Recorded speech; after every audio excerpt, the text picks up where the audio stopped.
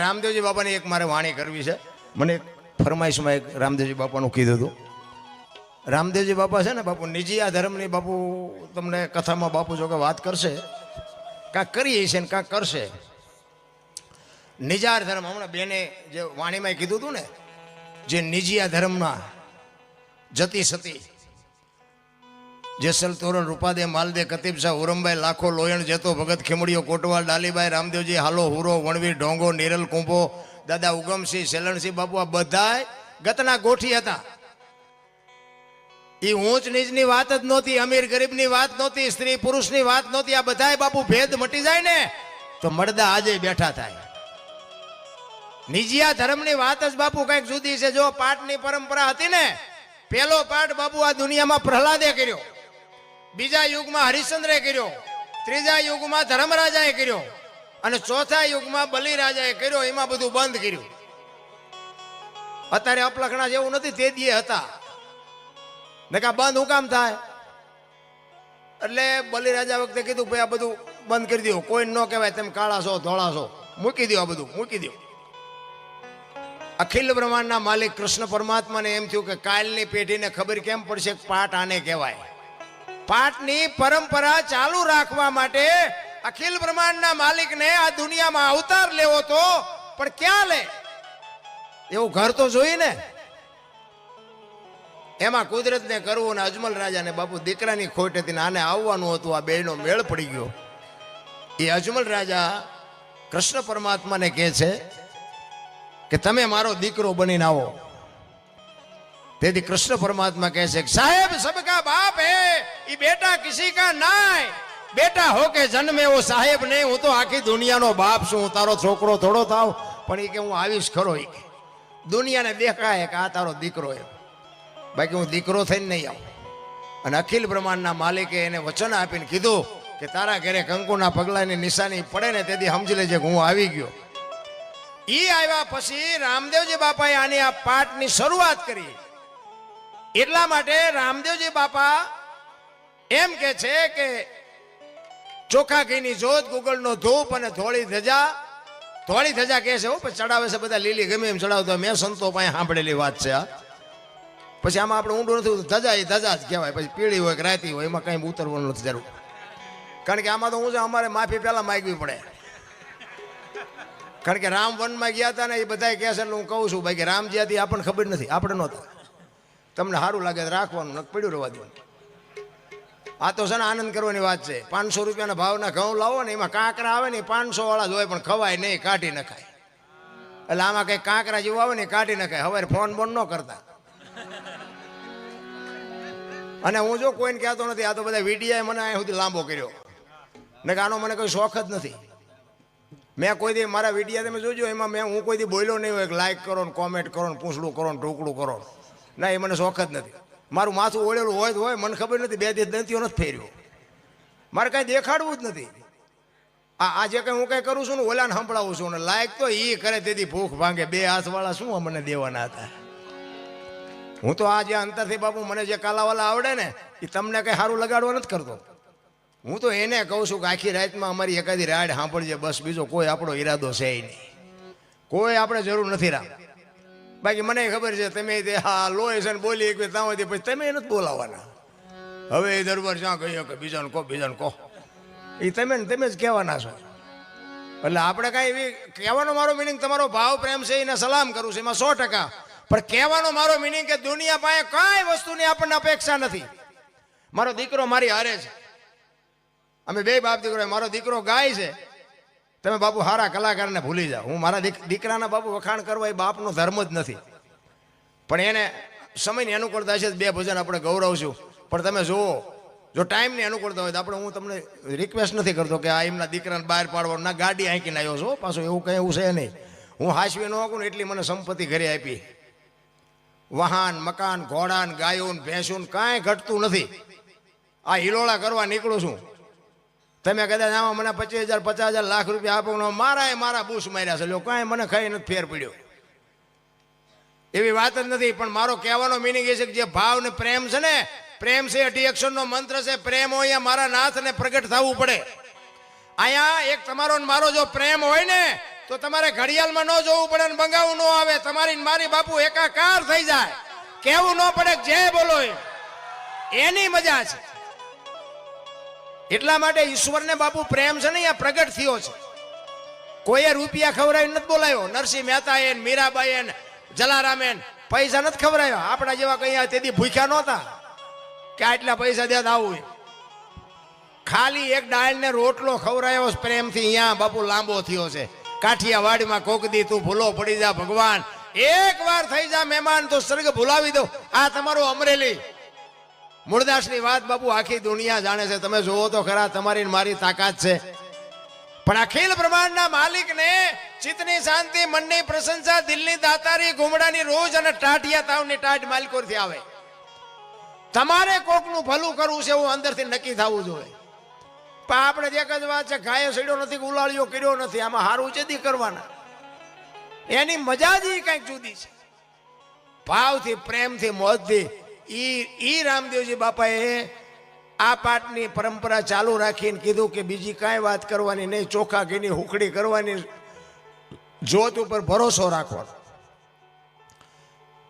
તમને બાપુ ભરોસો હોય કે ન હોય, અમને ભરોસો છે કે આમાં ગમે એ રૂપે ક્યાંક આવીને બેઠો હોય 100%ની વાત. એને કીધું છે કે જોત કરી, ધજા ચડાવી અને મારા નામના 5 ગણા ગૌરવજો. હું કોઈ પણ સ્વરૂપે આવીને હાજરી આપીશ, બાકી હું તમને પ્રત્યક્ષ નહીં મળું. આ વાત ક્યારે કરેલી?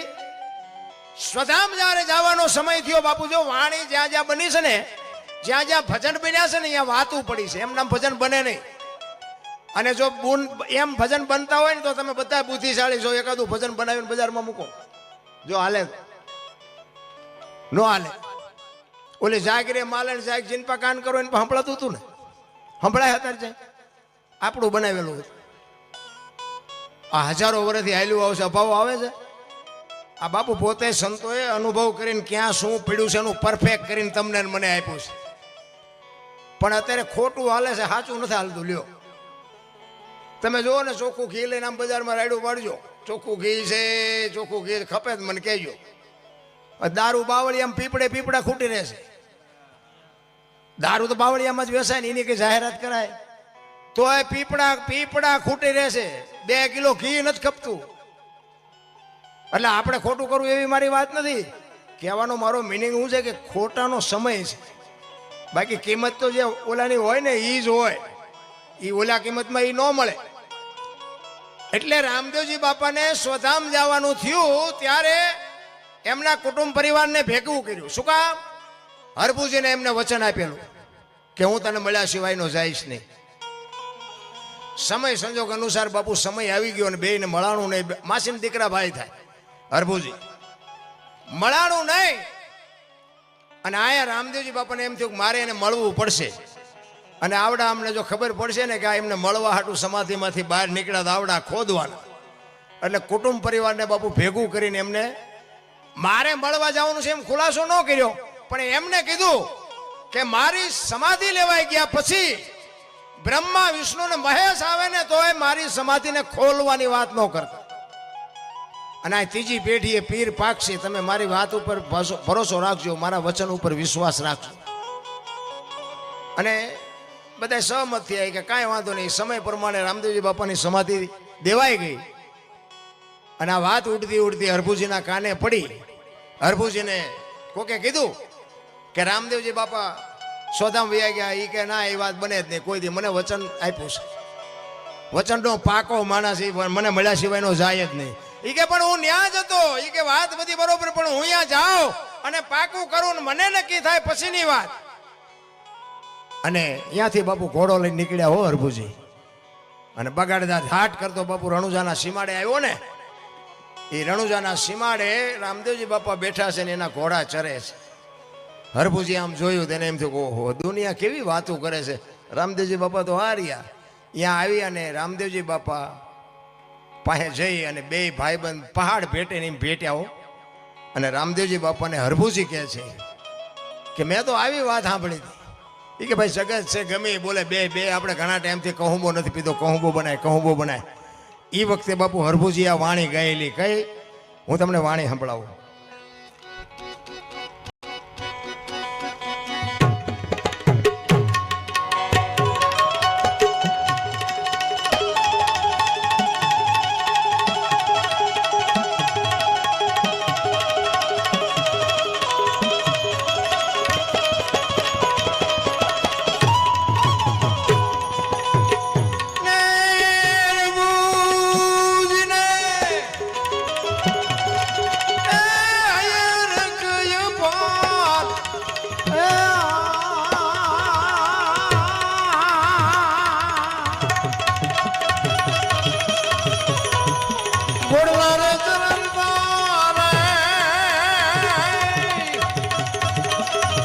દીઠા એ રામા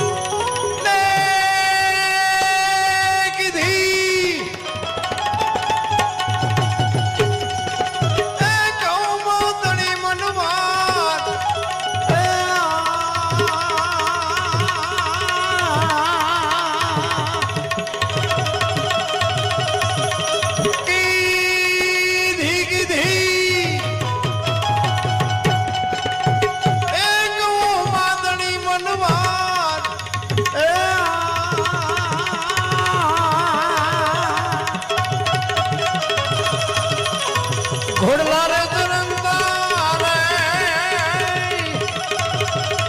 આ દીઠા એ રામા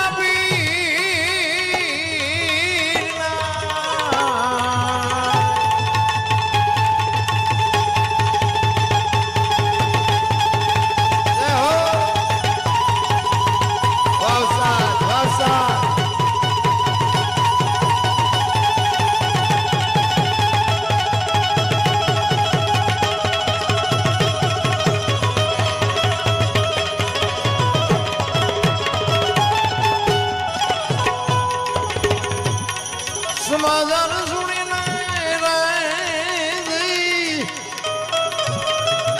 માનવ મેળો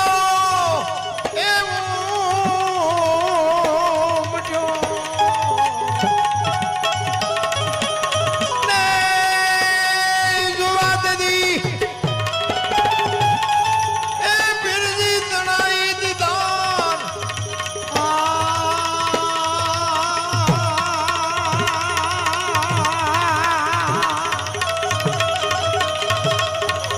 ઘોડલા રે ચરંદા રે આ દીઠા એ રામા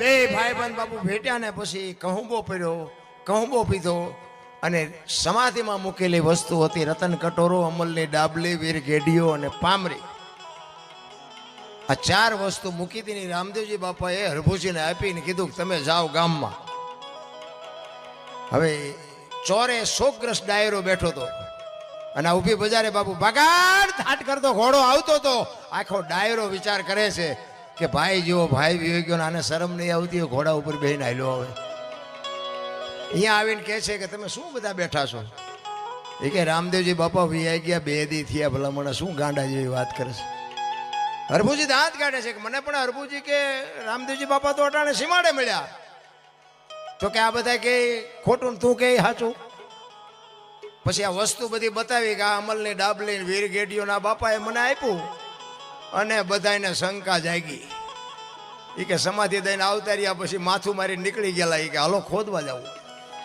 એટલે કહું છું આપણા આપણને નથી સમજી ક્યાં બીજા બધા સમજી શકે આપણા જ નથી સમજી શકતા અહીંયા ગયા અને આમ ઘા કરવાની તૈયારી કરીને આકાશવાણી થઈ ગઈ તમારી જાતના મેં તમને શું કીધું હતું હવે એ કે હું જઉં છું સૌરાષ્ટ્રમાં અહીંયા તમારે કાયમ દુકાળ પડશે ને તમારે જે કરવું એ કરજો પેલું પીરાણું આપણું પાળિયાદ ને ગેબીનાથ આજે એક ગામ એવું નહીં હોય કે રામદેવજીનું મંદિર ન હોય રામદેવજીનો નેજો ન હોય રામદેવજીનું મંડળ ન હોય એવું એક ગામ નહીં હોય કેવડી કૃપા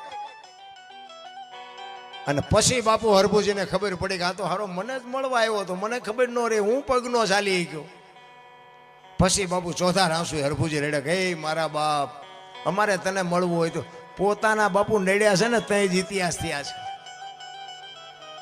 આપણને નડે ને હું તો એમ કહું છું કોઈ દી આ રામદેવજી બાપાની પ્રસંગ છે ને, રામદેવજી બાપાની જ વાત કરું. નેતલ દે તો એમનું અડધું અંગ કહેવાય ને. ઈ નથી સમજી કે આપણે શું સમજી શકવાના હતા. તમે જો નેતલ દેનો ઇતિહાસ કેટલો, તમને મને કેટલી ખબર. આખ્યાન બાખ્યાન રમતા હોય અહીંયા, મેં તો એક બે વખત જોયેલું, બસ એ 4 ફેરા ફરવા આવે, બાકી બીજું કઈ મેં બાલપા ભાડ્યું નહીં. નેતલ દેનું કઈ ન ભાડ્યું ને, કઈ તો એક શક્તિ ન કહેવાય. પણ આપણા જ નથી સમજી ગયા. રાવત રણસિંહ આપણું ટેરડીનગર મોરબી રાવત રણસિંહને પરમોદવાનો હતો ને. ગત ગંગાની વાત કરું તમને, નિજિયા ધર્મની, નિજાર ધર્મની, એને પરમોદવાનો હતો અને વાયક ઝીલ્યું તું આમને. કોને? રામદેવજી બાપાએ. હવે વાયક ઝીલ્યા પછી જવું પડે. નેતલ દેને કીધું ફલાણી તારીખે આપણે મોરબી જવાનું છે. નેતલ દે સટક્યા. એ કે ના, તમારે જ્યાં જવું ત્યાં જાજો, હું નહીં આવું. હવે તમે જો સ્ત્રીને પુરુષને બેન જવાનું હોય, રામદેવજી બાપા એકલા જાય તો ગતમાં આબરૂના કાંકરા ન થાય. વિચાર કરે છે કે હવે શું કરું, મેં વાયક ઝીલ્યું છે, આ સમજતી નથી, હવે શું કરવાનું. પણ ડાલીબાઈ બાપુ જીભની માનેલ બેન, એ રામદેવજી બાપુના ગાયોના વાસડા ચારવાનું કામ કરે. હવારે રામદેવજી બાપા દાંતણ કરતા હોય, ડાલીબાઈ વાસડા લઈને નીકળે, જય માતાજી કહી અને વહી જાય. એ વાસડા લઈને નીકળી, રામદેવજી બાપા દાંતણ કરે છે ને કીધું ભાઈ જય માતાજી, કે જય માતાજી. ડાલીબાઈ કે ભાઈ આજ તમારા મોઢા ઉપર કંઈક ચિંતા હોય એવું મને લાગે છે. કે ના ના એવું કાંઈ નથી. કે ના, તમે સાચું ન કહો, તમારી બેન ડાલીના સોગન છે. શું છે? રામદેવજીએ વાત કરી. એ કે આવી રીતે વાયક ઝીલ્યું છે અને એમાં સ્ત્રીને અને પુરુષને, જો બાપુ મારી વાત ઉપર ધ્યાન આપજો. રામદેવજી બાપાએ કીધું કે સ્ત્રીને અને પુરુષને જાવ. જો એમ કીધું હોત ને કે પતિ પત્નીને જવું પડે તો ડાલીબાઈ રહી જાત. જો આ શબ્દની મારામારી છે. શબ્દ બાપુ જો પકડાઈ જાય તો મેળ પડી જાય. રામદેવજી બાપાએ કીધું કે એ વાયકમાં ગતગંગાના પાઠમાં સ્ત્રીને અને પુરુષને જવાનું હોય અને તારી બા ના પાડે છે. એટલે ચિંતા મને એ થાય છે કે તારી બા નહીં આવે તો મારે એકલા કેમ જાવું. સ્ત્રીને અને પુરુષને કીધું ને બાપુ ડાલીબાઈએ કીધું કે સ્ત્રીને અને પુરુષને જવાનું હોય ને મારી બા ના પાડતો હોય તો હું સ્ત્રી શું ન હાલું. તેથી રામદેવજી બાપાની બાપુ આંખમાં જળજળી આવી ગયા હો. એ કે તું હાલ ખરી પણ જગત શું વિચારશે. તેથી બાપુ આ ભારતની આર્ય નારી એમ કહેતી હોય